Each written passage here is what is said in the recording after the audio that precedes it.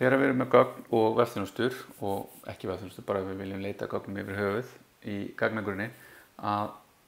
þá þurfum við að huga að því, og sérstaklega ef við höfum stór gagnasett, af því að stór gagnasett þýðir í rauninni að það er mikið sem það þarf að leita í. Það eru nokkrar leiðir mögulegar. Það er hægt að gera svokallað table scan, sem er hægt að nota like syntax, sem er í rauninni bara athugaðu, er þessi dálkur innihaldur hann eitthvað sem lítur út eins og þetta sem ég er leitað.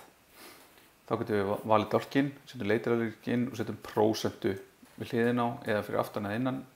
aftan eða framan gögnin og fáum þá eitthvað where, description, like, svona. Þá finnum við allar raðir þar sem að description inniheldur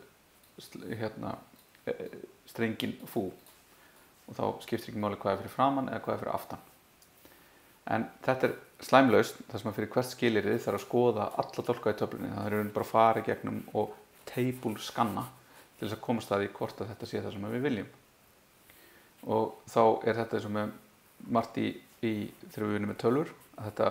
er hratt þegar við erum með lítið n. En leið og n-ið stækkar, að þá fyrir þetta að taka exponentially eða línulega eða exponentially lengri tíma. Við getum búið til index, þar sem við veljum einhverja ákveðna dálka og geymum þá sérstaklega. Og þá getum við líka búið til svokallað full text indexa, þar sem að texti er settur inn í index og leita sérstaklega í honum og þá hefur við með textareiti í gagnagrunnum okkar. Og þetta getur þá þurft sérstaklega uppsetningu, við erum að ákveða hvaða dálka í töflum við viljum indexa. Þar sem að getur ekki borgað sig að indexa bara alla dálkana, þetta þurfum við að hugsa í hverju viljum við leita.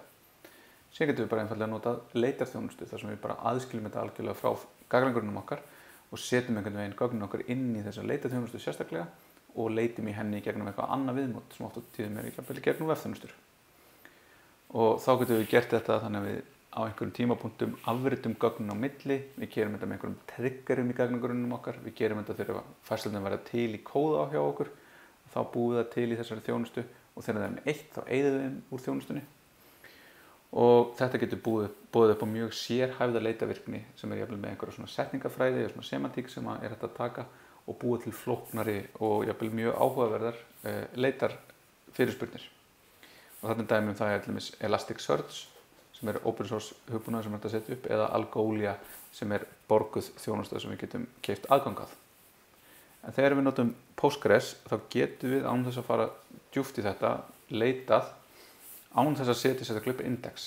og þetta er með þá þeirri málfræði sem er skilgreind í Postgres og enska er þá sjálfgefið uppsett og þá getum við skilgreind í hvaða dálk við leitum og eftir hverju við leitum og þá þurfum við að kalla í toTS vector og toTS query sem að getur tekið við breytum á syntax eða plain toTS query sem leitar bara og þá getum við sagt hérna ef við höfum einhverja töflu sem heitir pgweb, það er einhver title og þá viljum við leita eftir body að leitar orðinu friend í ensku og í ensku hér og fá tilbaka alla færslur sem innihaldi body friend, fá titil þeirra.